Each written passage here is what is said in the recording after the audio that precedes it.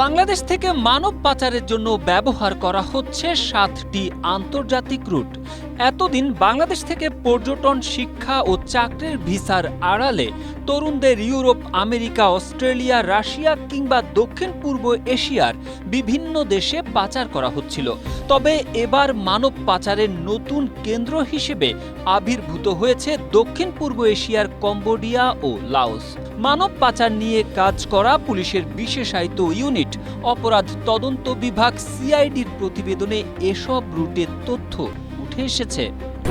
Strawberry super dotted ও classic ভ্যারিয়েন্টে sensation জাগুক শিহরণ।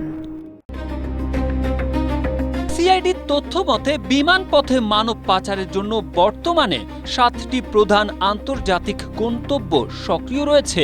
এগুলোর মধ্যে রয়েছে ইতালি, সার্বিয়া বা Macedonia, Russia, America, Canada, Australia ও কম্বোডিয়া বা লাওস। এসব কর্মকাণ্ডে দেশের কিছু রিক্রুটিং এজেন্সি ও ট্রাভেল এজেন্সি এবং দালাল চক্র জড়িত বলে অভিযোগ রয়েছে। অভিযুক্ত চক্রগুলো ভুক্তভোগীদের বিভিন্ন দেশে আকর্ষণীয় বেতনের চাকরির প্রলোভন দেখিয়ে আকৃষ্ট করে, এরপর পাসপোর্ট নিয়ে বৈধ কাগজপত্রের আড়ালে তাদের বিদেশে পাঠায়। প্রথমে পর্যটন, শিক্ষা বা চাকরির ভিসা সংগ্রহ করা হয়, এরপর তৃতীয় কোনো দেশে ট্রানজিট করিয়ে চূড়ান্ত গন্তব্যে নেওয়া হয়, যাতে সরাসরি গন্তব্য দেশের নজরদারি এড়িয়ে যাওয়া সম্ভব হয়। এসব তথ্য জানিয়ে প্রতিবেদন প্রকাশ করেছে দৈনিক বণিক বার্তা।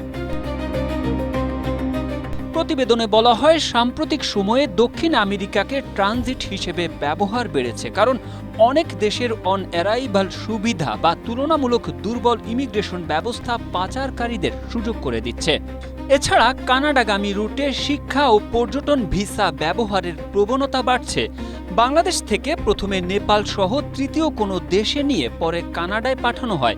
বিদেশে স্থায়ী হওয়ার সুযোগ ও উচ্চ আয়ের চাকরির প্রলোভনে অনেকে এই ফাঁদে জড়াচ্ছেন। তদন্ত সংশ্লিষ্টরা বলছেন, স্টাডি ও ভিজিট ভিসার আড়ালে পরিচালিত এসব নেটওয়ার্ক এখন আকাশপথে মানব পাচারের অন্যতম নতুন কৌশলে পরিণত হয়েছে। সেখানে গিয়ে অনেকে অবৈধ হয়ে মানবেতর জীবনযাপনে বাধ্য হন।